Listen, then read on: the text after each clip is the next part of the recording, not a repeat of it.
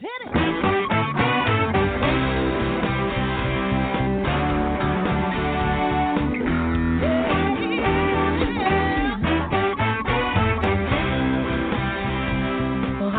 And welcome to Alzheimer Speaks Radio. I'm your host, Lori La Bey, and I'm so excited that you're joining us today. We are going to have a fascinating conversation as usual as we learn from people all around the world at all ages and stages of life. Stay tuned as we shift our dementia care from crisis to comfort. All right, here we go. What you think about, you will bring about.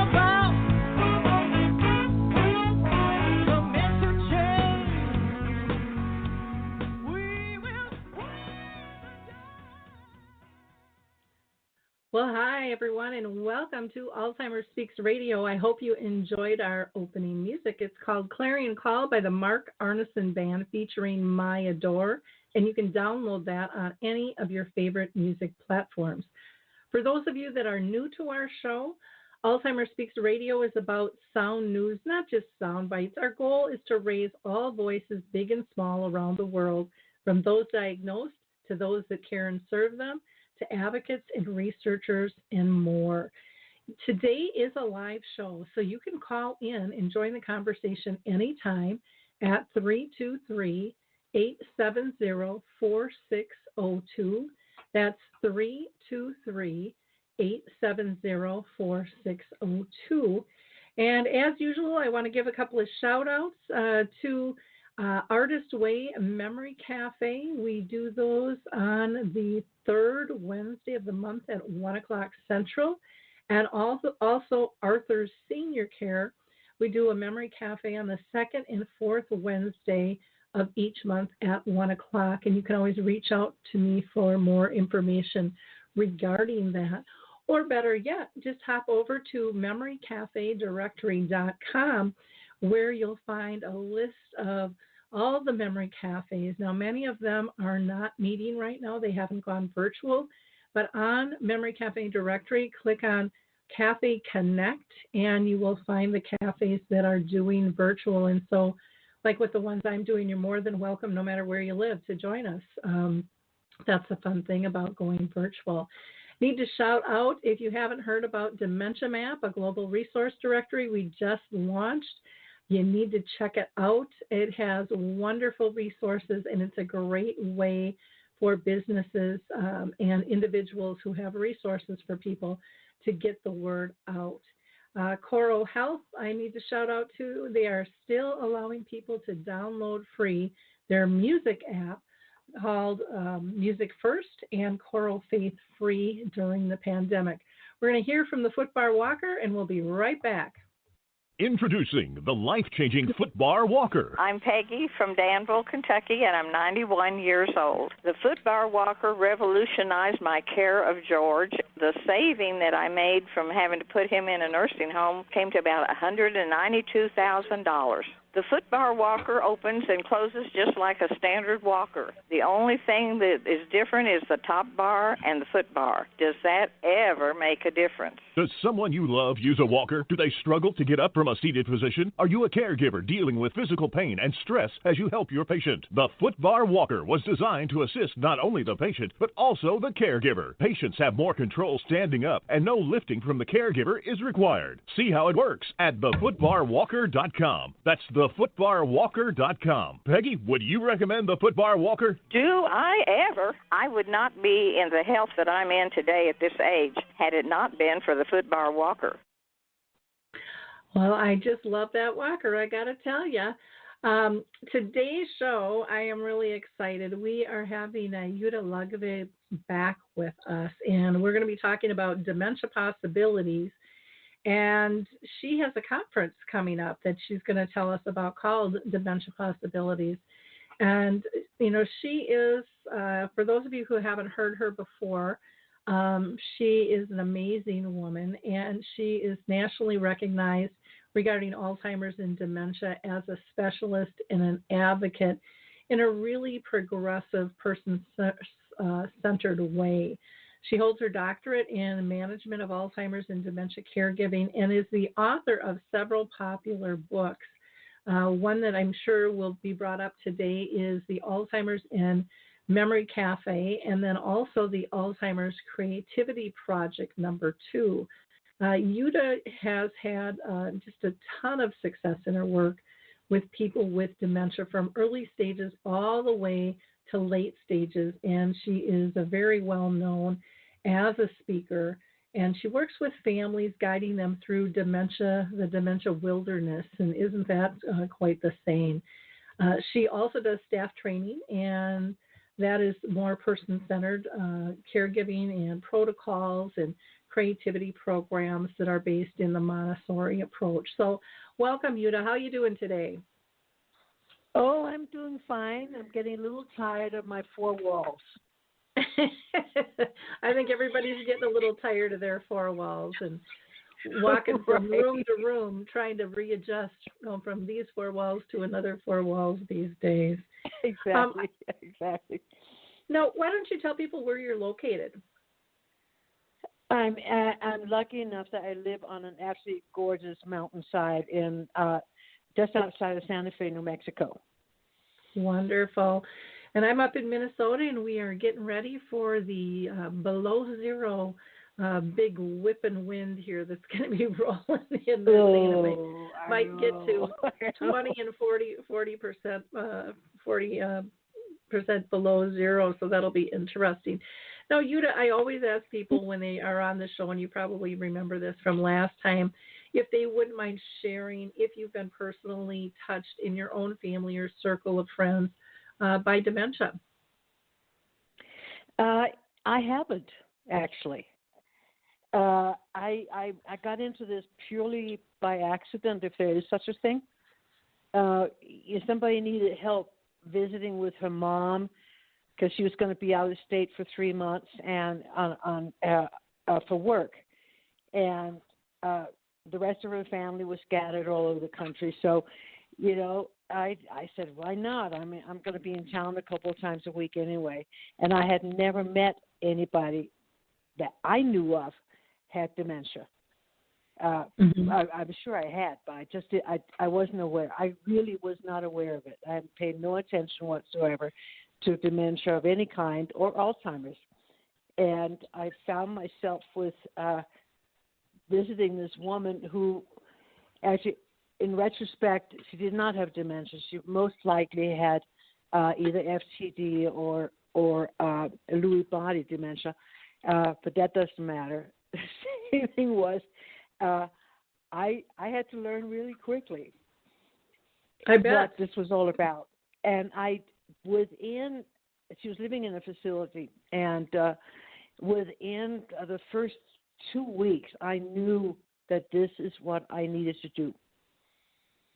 I fell in love with the possibilities because I saw them. I'd been a teacher, and actually, I was already as a teacher. I was a Montessori facilitator, and that is a very person-centered program that starts with wherever you are, and if it's education, you learn from that, starting with your interests, and then you just expand it.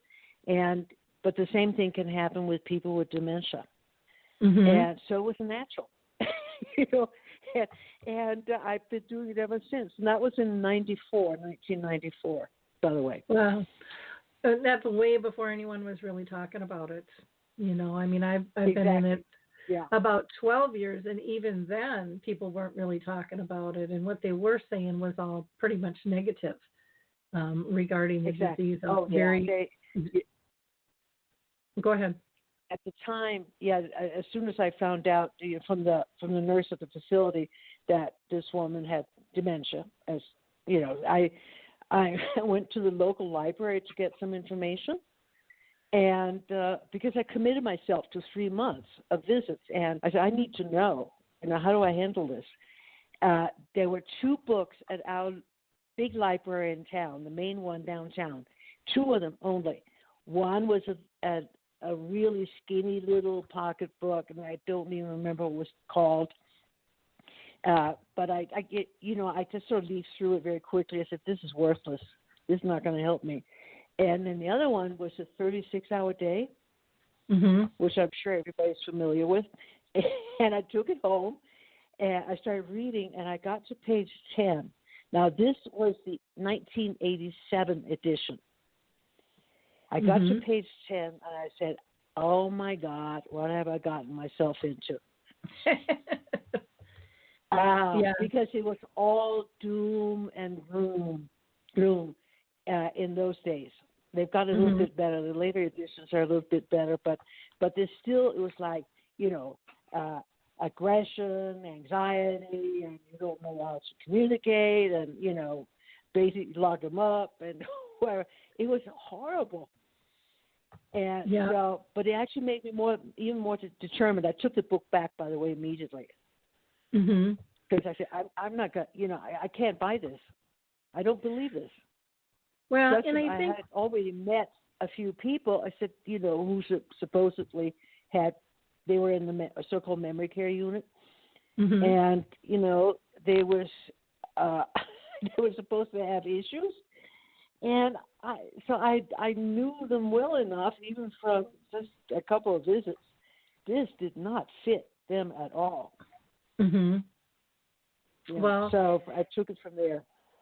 Well, and I think so many people, too, with the book, and I mean, it's still out there, the 36-hour day, but I think what people found was they thought all of this stuff was going to happen instead of these are different ways this disease can twist and turn. And so people got really, really overwhelmed with it. Let's talk about your unusual format in terms of dealing with dementia and your reason for developing that. Like I said, based on Montessori, you start with a person. And so I'll tell you how I approach a new client.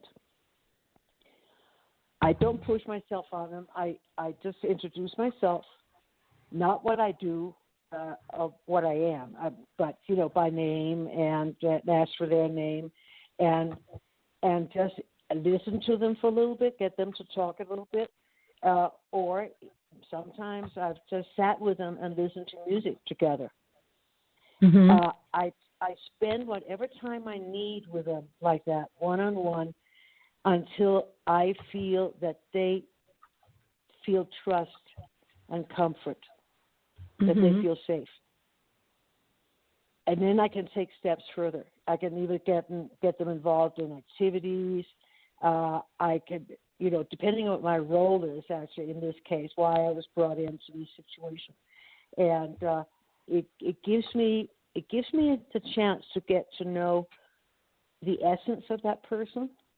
And I had the luxury, because I'm not paid to be a Speedo.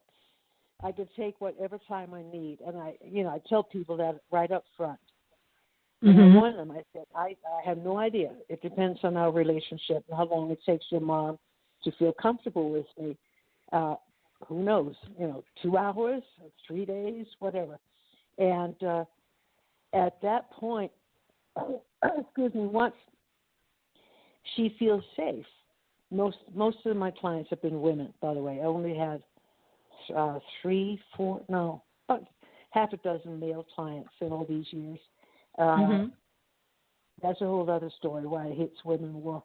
But anyway, at that point, I can really help the family by engaging that person in a conversation that she's comfortable with, and I'm familiar with how dementia affects communication in people. So I never push. I spend most of my time listening and watching.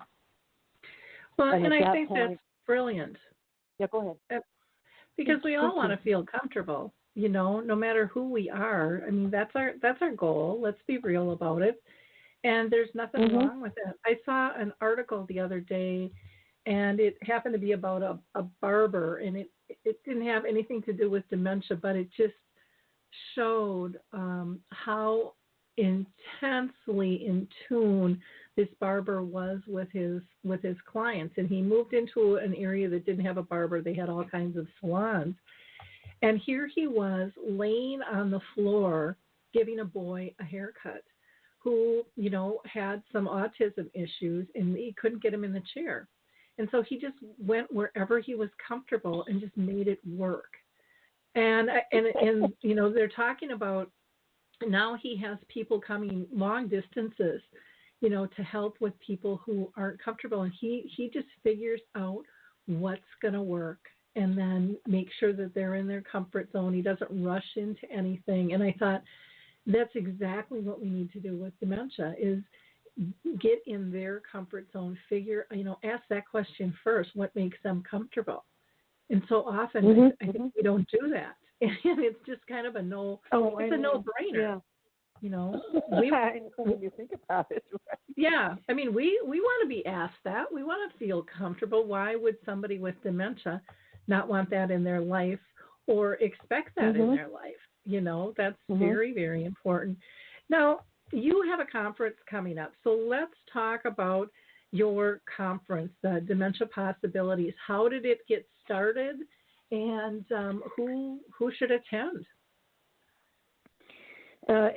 First, let me start with the last question. Who should attend? Anybody who is involved with dementia, whether you're living with it or caregiver or family member or just interested.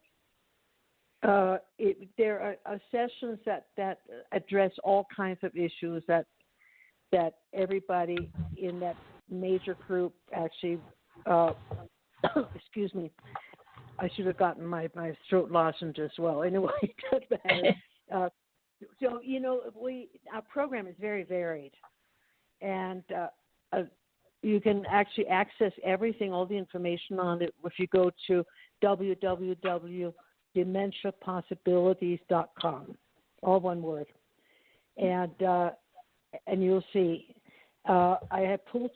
How did it come about? It came about because back in 2019, we decided. We, being a very small group of me and my peers, decided that we needed to give a conference that was not focused on pathology when it relates to dementia. We're so focused on the medical aspects that we forget about the person. So we said, we need to do a conference that focuses on the person and not the disease. So we had a wonderful conference. It was exhausting, which is great. Did all kinds of things. So we were going to do it again. We were going to make it annual, but of course then COVID happened, and so we decided, okay, we have to figure out a way to do this virtually, and also so it's interesting enough that people will stick with it, and short enough because Zoom calls. Most of our experiences, mine in particular, long Zoom calls are exhausting in a completely different way than an actual attendance at a lecture or whatever is exhausting. Zoom calls, because you have to concentrate on that screen. And so we decided to have it just from 12 noon to 3:30 in the afternoon, and with a program that has release and relief in between, like respite, depending on the sessions. Like almost every day has something that relates to art, poetry, music. And we try to cover the basics of what anybody who is involved with dementia needs to be aware of. And I'm lucky enough that I have 16 amazing people that I've been working with here in town, in this area. And, we've on and off, we have worked together for years, and they're wonderful. They're all specialists in their areas. So they're the presenters. And one of the presenters is Susan Balkman, who is actually living with dementia, who has been my companion and my co-presenter at conferences, national conferences for several years now. And that is funny when you know that because you do it. once you get people involved in your programs who are actually living with dementia, everything changes. Mhm. Yep. You And know, it's so powerful. It's so powerful. I know when I've done conferences and done panels or interviews with people with dementia, every single time people come up and go, that was so eye-opening and awakening. I can't believe I didn't know this before. I'm really mad at myself. I didn't understand this, and this whole time I thought I did. And it's critical to have those diagnosed be part of this because, I mean, who has better insight than someone living with it? They're the only experts. Yeah. Well, the rest of us are just guessing, but they're the experts. Exactly. Well, and it's so empowering to have them involved for themselves, personally, to be taken seriously and looked up to and valued. That's a huge piece in and of itself. I'm on your page here, and it looks like it's February 8th through the 12th, from 12 to 3. And one thing I got to go back to the home page. What time zone is that? Is that mountain time where you're at? Okay. Mountain time, right? Yes. Okay. So we're 2 hours. We're 2 hours behind East Coast. We're 1 hour behind you in the Midwest, and we are 1 hour ahead of California. Yep. Okay. Good. And people can register. They can send an email to you, and we'll give that information out. And you've got the presenters all listed on here, so people can learn a little bit more about them. And then you've broken down by day, what is happening as well, which is nice. So, on Monday here, you've got everything from the welcome to the wrap up. And I do like that your sessions are shorter, half an hour to 45 minutes, it looks like, with this. And all just really positive titles with things too. What's going on with dementia, purposeful living with dementia, music and songwriting and poetry information.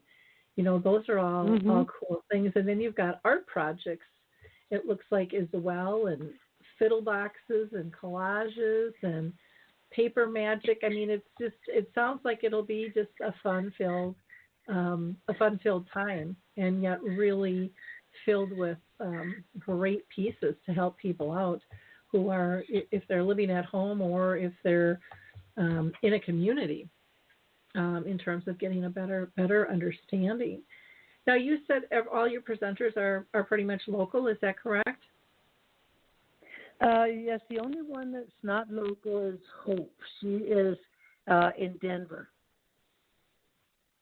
But all the rest, everybody else is in the Santa Fe area. And the other reason we did that, because as you know, I have colleagues all over the country. And I know a lot of them would have loved to participate. But I also decided, it's important that because we're way out here in the middle of nowhere. and we're so used to all the so-called experts being either on the East Coast or on the West Coast. But we have them right here in town. And I want people to be aware of that just because. And I would love for other communities actually to steal this idea. Mm-hmm. Because we need to work together a lot more than we do as communities. Yep. Oh, for sure. For sure. There's so much. And, with all the dementia-friendly communities that are popping up, they're just a huge resource. So I know a lot of them aren't being real active right now during COVID because so many are, their real jobs are in healthcare, and they're kind of bent over a barrel right now trying to handle COVID and the vaccines and kind of the changing platforms there. But still on their websites, there's typically wonderful information, for people to be able to tap into. Now, you also have on your website. The American Parkinson's Association, Center for Disease Control, Alzheimer's Daily News, Lewy Body, Frontal Temporal Lobe, the Pioneer Network, Dementia Action Alliance. So you've got lots of good resources on this on your website as well for people to be able to tackle and have available to them on that. So that's fantastic. What was the feeling? You are on there too, Lori. Oh, I don't see myself on there, but I hope I am. You are. Okay. Well. Okay. Well, thank you for having me on there. Well, because your program is important to people.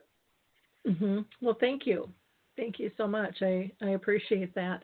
We should probably see if we can get Dementia Map on there too, because that'll be a nice resource for people in terms of all different types of things. But we can talk about that later. I wanted to ask you, when you were pulling this conference together, what kind of response were you getting from people, not only your speakers, but I would imagine that you must have some sponsors to help pull this all together as well. Nothing but positive. Mm-hmm. That's great. That's fantastic. Yep. No, I have found so often that people, all you have to do is ask. And people are willing to give. And so often people don't, they don't ask. And there are so many people willing to collaborate. And I just think it's absolutely beautiful. When people come together. I mean, what a great conference you've got pulled together. I love that you have different caregiving models. You've got art resources on here as well, which is just great. There's all kinds of wonderful information. Now, is there a cost for people to participate in your in your conference, Jytte? No, everything is free. Wow, everybody you don't hear that every day. Is volunteering. I know that. Everyone is volunteering their time and their expertise. Wow, that's lovely. Because, and I think it's because, like I said, again, all of these presenters, except for two, are free. They're independent people, which means they don't have a whole lot of steady work these days, and so they know what it's like to not have steady work. So it never, nobody ever questioned that, by the way. Mm-hmm. When I approached all our presenters, nobody questioned it. Mm-hmm. They said, of course we'll do this. Well, that's fantastic. And that's one of the positives I think that's come out of COVID is it's pulled people together in a different light. With things. I'm still kind of bouncing around here, and it looks like on Tuesday you've got hour-long programs. So you've got validation and communication and transitions. You have good changes in the time of COVID, which, boy, I think people need to hear that. There are some good things that are happening during this. Things that we're learning, and like this conference. I mean, normally, if it was in person, it probably wouldn't be free, and it would be limited to only people in that area for the most part. And now, sharing information is just so critical. And it's a beautiful thing. I always tell people, we wouldn't have, memory cafes, and we wouldn't have dementia-friendly communities if it wasn't for other countries sharing those concepts with us. But everybody thinks the U.S. is kind of the lead horse on all this, and we are not. We're not. We're not. We're way back in the pack, actually. When I started the first Alzheimer's Café in the Northern Hemisphere, probably this whole part of the world, actually, it was because of accidentally coming across a mention on an Alzheimer's Cafe in the Netherlands. Mm-hmm.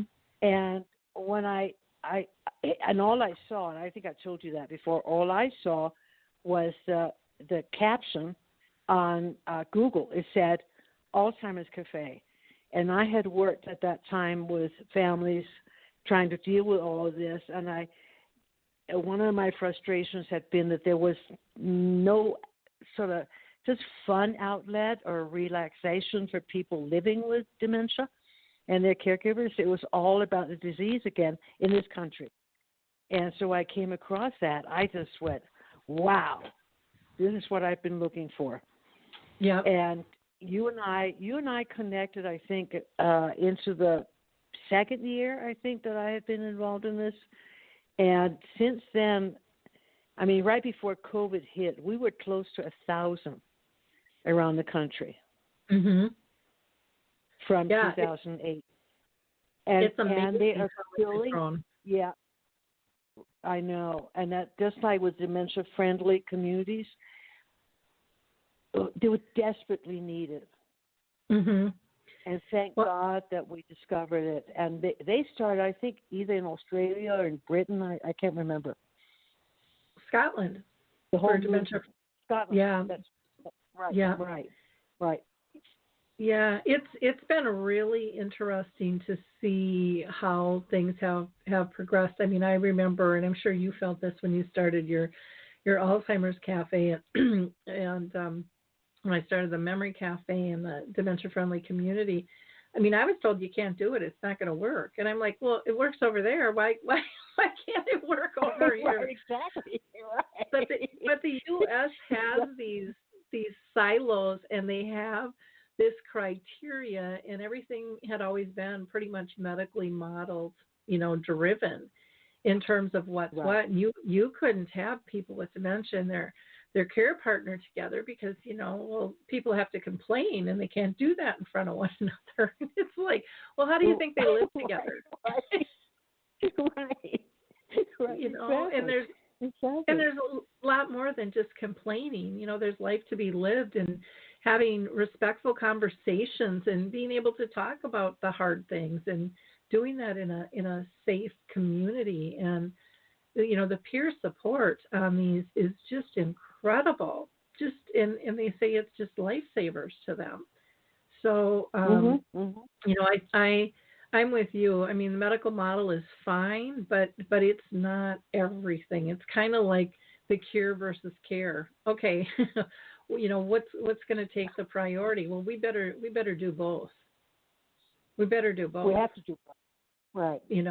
And we have to do better with both, and we have to not always think that we have kind of the end result and the cat's meow, because it's always going to change and the needs are going to change. And if we as professionals are not listening to what those needs are, we'll never meet them because we won't recognize them. So we have to be open to that. I'm back on your site again here, and I'm looking at Wednesday. You've got your title for Wednesday, February 10th is Love and Money. And you break down long-term care options and documents that support choices, which is just brilliant. And who the heck do I talk to? And you've even got improv and poetry on here. But having some of those difficult conversations that's really important in terms of making sure that we're doing the right thing for that person in their situation and letting them have a voice in those choices while they can early on, if at all possible, instead of being so uncomfortable to not include somebody, to me and this is my personal belief, is disrespectful, because I would want to be included in those choices and hopefully, before I'm too far gone to not be able to participate, in those choices. So I just think it's really smart living. And I think doing it in a group atmosphere takes some of the scary away, because it says, oh, we're not the only ones in this pickle. We're not the only ones contemplating this. And I saw that play out when I was in real estate over and over, where we would invite people out to models. We started One Level Living. Nothing was One Level Living, and it took me like 3 years to get my builder to do a Rambler. And then so many people were interested in it, but we had conversations about what do you like and what don't you like, and they were shocked. They would come up to these little educational forums that we do, and their neighbors and friends would be there, and none of them had shared with each other that they were thinking about maybe it's time for a move, maybe it's time for a change. And then they'd see 5 or 6 of their friends in the room going, oh my gosh, we're all thinking this stuff, but we're not talking about it. And so then, you know, they were supposed to last like an hour, and at like 3 hours, I finally had to kick them out. You know, but then they melded together, and it was just that you could just feel almost this ooze of comfort in the room, because it wasn't near as scary as people thought it was. And I think the same thing happens in, you know, in this whole realm of dementia as well. It's like these are smart questions to ask before you really need them, and it makes the whole process a little bit easier, you know, with things. Well, you know, I suggest to families, any families, that they all individually, even when they're young, write down what if. Spell it out. What if? Yep. Like, because we know that strokes can happen, for instance, at any age. Yeah. And that may affect your speech and all your other abilities. What if? What do you want? And because the relief for your family members when they have a guidance like that is amazing.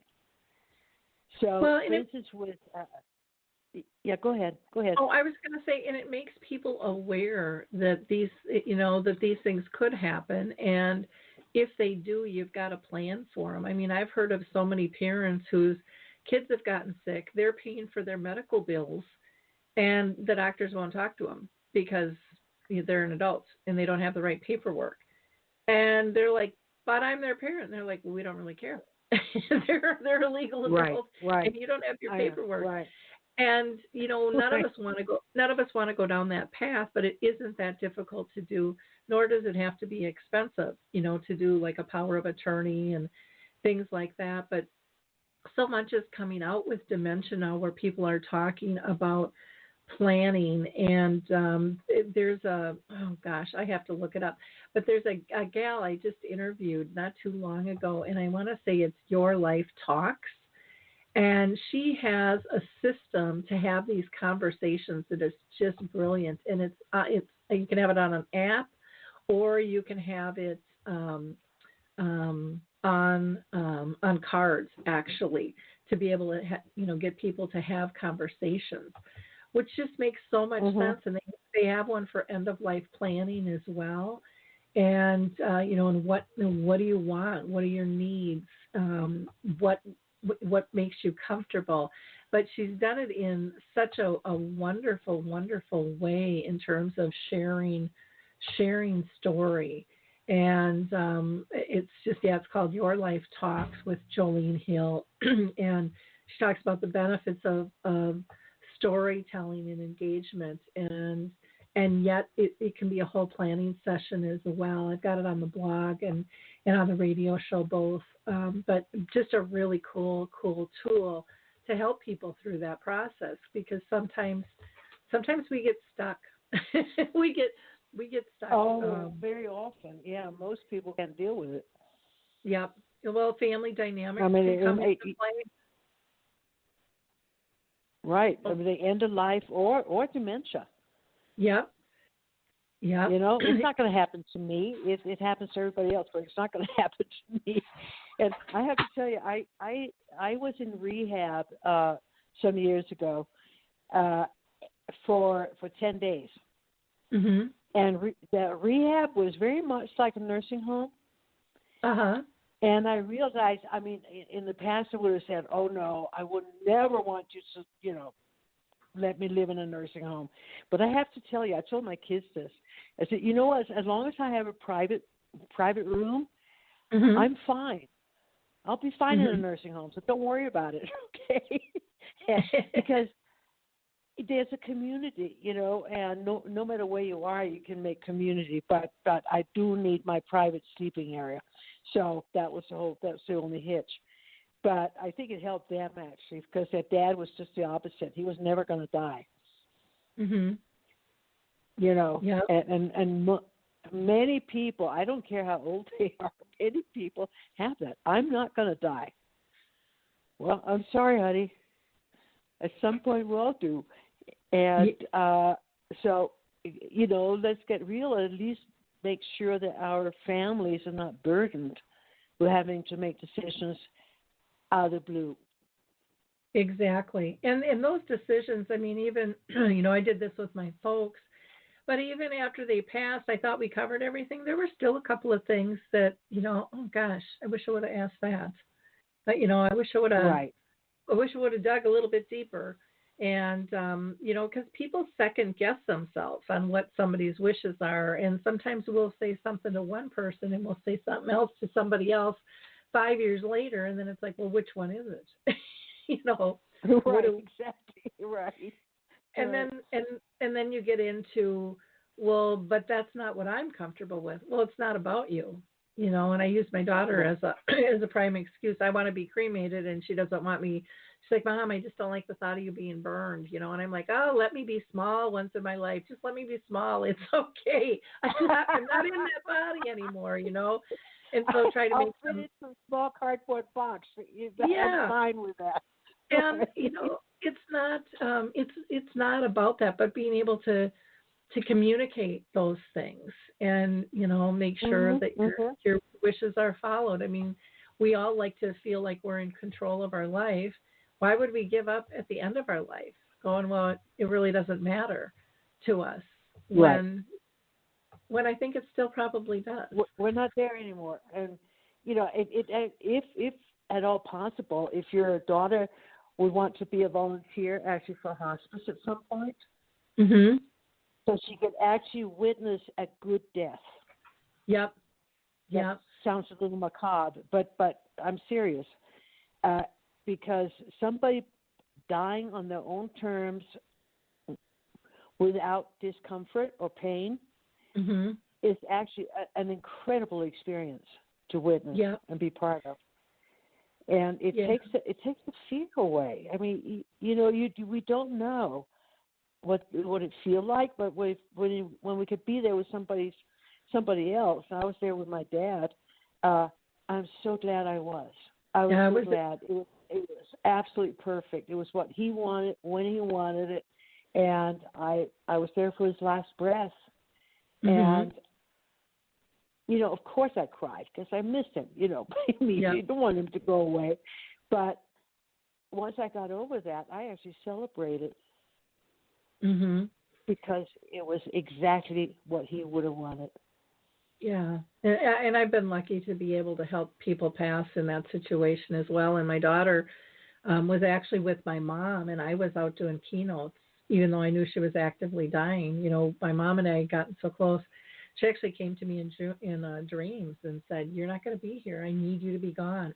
Otherwise, you'll do everything, and I need the rest of the family to participate." And my mom was always big in death and dying, and she would bring us to the wakes and the funeral, and her friends would go, "Oh, Dorothy, they're way too young." She's like, "Hey, we celebrate when somebody comes in. We should celebrate when somebody goes out." And you know, so she was still teaching. She was still teaching through the process. And I see on Wednesday on Thursday you've got the ups and downs. So you go over hospice and grief wilderness, which I think is a great title in terms of navigating that. You know, what do you expect and how to maintain balance and strength and resilience. And then you've got a piece on bioethics and legal issues, which I think is wonderful because that comes up more often than we think it does in terms of when can somebody make a decision and how is that impacted. And sometimes when you have a piece of paper, it still isn't, you know, you think it's going to be followed and it might not be by the hospitals or by the EMTs, depending on how that's all laid out. So those are great topics and things like, I agree, things that we shouldn't be fearful of. One thing I do have to mention, because I know there's a lot of long distance care partners out there, is I did not realize the power of video, even though I do Zoom all the time. I had planned when my mom was dying, and I had to do some keynotes, I was thinking that I would talk by phone, and my daughter had us FaceTime, and I didn't miss a beat. I saw the last rites. I was part of that. I saw her take her last breath. I could cut the tension in the room when no one else would do it. When my older brother would just kind of get out of line, I'm always the one to kind of put him in line and crack up the room. It was really amazing, and I would really encourage people to partake in, even in the very end. You can be part of a vigil, even if you're not there, through vigil. And You're really right. have a full experience, with that. It was absolutely incredible. So I always like to mention that any chance I can get, because I think people forget about that and kind of poo-poo it. Well, I'm not really there. And it's like, you can be. All you got to do is pay attention, and want to be there. Right. With that. Right. So talk to the family ahead of time. Yeah. Yep. And so, I was able to say goodbye. Go ahead.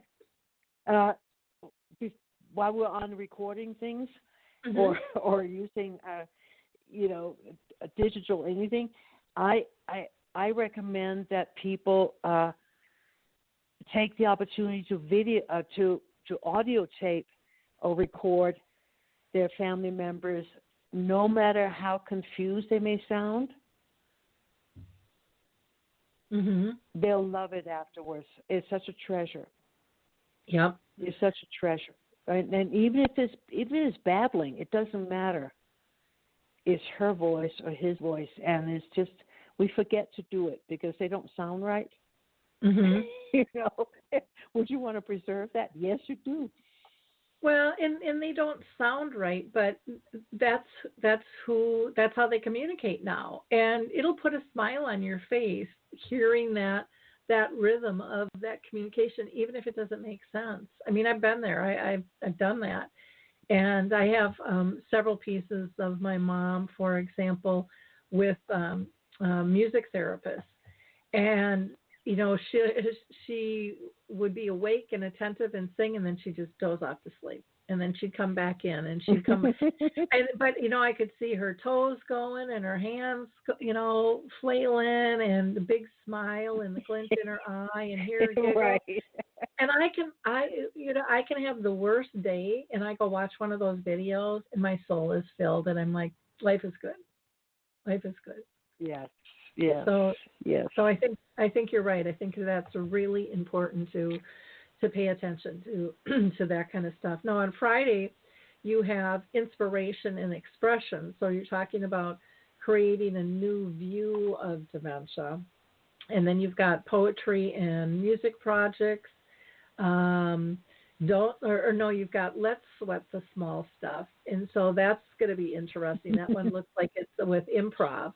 In terms of helping care for somebody, and I think that's wonderful. And then at the end, you've got putting it all together with feedback and questions and stuff. So it sounds like you've put together really a nice, brilliant program here with wonderful information and resources for people. What haven't we covered on this that we should talk about? Boy, I don't know. I don't know. Lori, I think we pretty much covered, haven't we? I think so. The only thing I didn't go over was the list of all the presenters, because there's so many of them. In terms of what they have to offer. I do want to mention, though, that you have a couple of different books. You've got Alzheimer's Creativity Project 2, which is just filled with just beautiful pictures and projects for people to review. You have one called Moving and More, Living Well with Alzheimer's and Related Dementia, which is a handbook for caregivers. And then you also have the Alzheimer's and Memory Café book on how to start and succeed your own cafe. So, like I said, Jytte is just a wealth of information for people to get creative and get on the move and get involved. And you share your work and what you've learned so brilliantly. So thank you for all you've done for the world of dementia and care as a whole. Really appreciate that. Now, as far as websites, you have two. One, people can go to dementiapossibilities.com. Again, that's the one that's going to get you to the conference. And you'll be able to see all the stuff we were just talking about. Again, that's dementiapossibilities.com. And then you also have the alzheimerscafe.com, I believe. Is that still a current website? Well, actually, it'll take you to the conference right now. Okay. And once we're past because I decided that was more important. So all my website titles all lead to the same results. All the roads end up at the conference. And then after we get that, after we have passed that, by the way, everything will be available later on YouTube. We're setting up a channel on YouTube, so all these sessions will be recorded, and you will be able to access them on YouTube forever after that. Oh, wonderful. Oh, that's fantastic. And people, great. And people can contact you by email. Do you want to give them your email? Yes, it's my last name, which I'll spell for you. First of all, my last name is Lokvig, but it's a pretty unusual name, so I'll spell it for you. Lokv as in Victor, IG as in George, @gmail.com. Wonderful. And do you want to give out a phone number as well, or do you prefer people email or go through the website? No, that's absolutely. No, I'm here. And I do, by the way, phone. I do transitions by phone. I have been very successful in transitions, long distance. Transitions, in other words, how do I help my mom move into a care facility or whatever else you need help with. And also I'll just consultation by phone as well. 505-501-2412. 505-501-2412. Wonderful. Well, thank you so much for sharing this time with us today, and I wish you great success with your conference that you're having called Dementia Possibilities. Again, you can go to dementiapossibilities.com to learn more about that. It is free, so go sign up. There's lots of fun things. I'm going to check my schedule. Though it's pretty packed, I don't know if I'll be able to make it. I might have to check them out on YouTube after the fact. There, I got you. But again, appreciate all you're doing for the world of dementia, and keep up the great work. And for our listeners, you can always listen to any of our episodes. We've been doing this over 10 years now. And we've got lots of different shows, so feel free to go to the archives. Once we've done them, they're there, and they're not going away. They're there for a resource for you. So have a wonderful week, everyone. Tomorrow we are going to have a show that's going to be talking with Ted Bowman on grief and loss. And Ted is just a wonderful, wonderful speaker. And then on Thursday, we are going to have Richard Morgan, who just wrote a new book. And he's just fascinating on aging and living well as a whole. So thanks, everybody. We'll talk soon. Bye now.